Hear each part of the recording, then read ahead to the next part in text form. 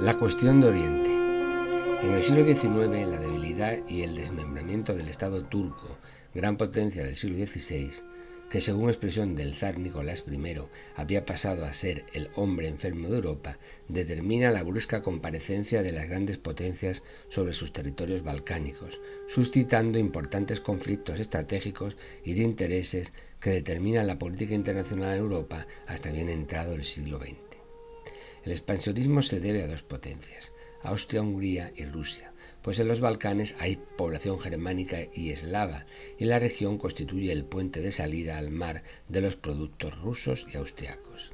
La construcción del ferrocarril a Salónica y a Constantinopla refuerza el interés de Viena por dominar este espacio vital. Pero el dominio de los Balcanes ofrece también intereses estratégicos, porque implica el dominio del Mediterráneo oriental, cuya importancia crece con el Canal de Suez. La presencia de Gran Bretaña en los conflictos se explica por este valor estratégico de las zonas del litigio. La situación política del Imperio turco a mediados del siglo XIX es muy precaria. El solar del imperio se extiende por 3 continentes, Europa, Asia y África, con zonas de montaña casi impenetrables y separadas por un mar que para colmo controla la flota británica. La autoridad del sultán es en muchos lugares meramente teórica. Pueblos distintos, griegos, búlgaros, serbios, húngaros, con distintas religiones, se distribuyen caprichosamente por sus regiones europeas. La debilidad del Estado provoca la dispersión étnica, con importantes transferencias de población, y suscita frecuentes persecuciones a los grupos minoritarios y religiosos. Frente a la política de liberalización y modernización que pretenden los jóvenes turcos europeos, influidos por las ideas occidentales, el sultán adopta una serie de medidas que no tienen sustento en la deficitaria recaudación de impuestos, principalmente el reclutamiento de tropas para reforzar su autoridad. Esto le lleva a la bancarrota y a la dependencia total de los empréstitos de las potencias europeas, fundamentalmente Inglaterra y Francia, a cuyos prestamistas se ve obligado a entregar en garantía el monopolio de las principales fuentes de ingresos del Estado, como la aduana siria o el tributo egipcio, la sal, el timbre, los corderos de Rumelia. En el Tratado de Adrianópolis de 1828, Turquía reconoce la independencia de Grecia y Rusia aparece como la potencia que obtiene ventajas más sustanciales del declive turco. Protectorado sobre Moldavia y Valaquia, puerto de Poti, preferencia comercial y libertad de navegación por los estrechos. En 1848, las dos potencias interesadas en la desintegración del Imperio turco, Austria y Rusia, son también los dos bastiones contrarrevolucionarios que se oponen a los movimientos nacionalistas. Este es el motivo por el que el zar Nicolás I, considerándose entonces el principal baluarte de la Santa Alianza, estima que debe de tratar de mantener el imperio turco en vez de contribuir a derribarlo. Pero apenas unos años más tarde es el mismo zar quien inicia la guerra contra Turquía por motivos políticos de expansión territorial, lo que da lugar a la Guerra de Crimea entre 1854 y 1856, cuando Inglaterra, Francia y el Piamonte deciden frenar por las armas esta expansión. Turquía pierde algunos territorios, pero consigue sobrevivir por la ayuda de las potencias occidentales. Pero la dominación turca en el espacio balcánico es cada vez más precaria, en particular en Bulgaria, una región de gran complicación étnica, donde viven turcos, griegos, serbios y albaneses, y donde la influencia rusa es mayor.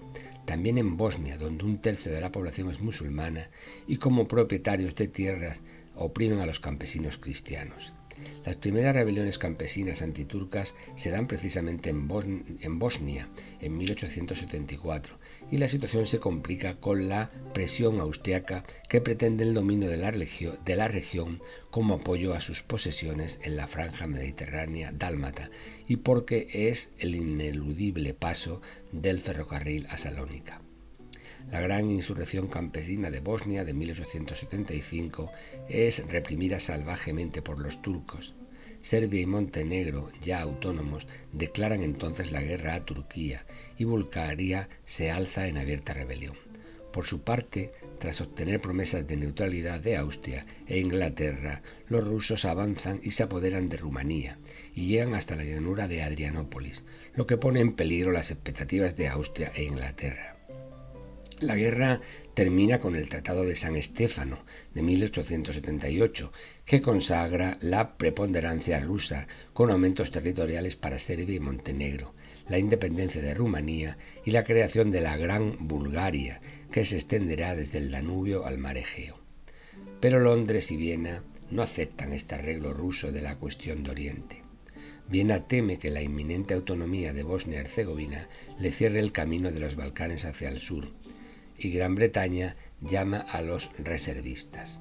El Congreso de Berlín, presidido por Bismarck, que ejerció de mediador en 1838, reduce las anexiones rusas y las de Serbia y Montenegro, y la Gran Bulgaria se divide entonces en dos principados, Bulgaria y Rumanía.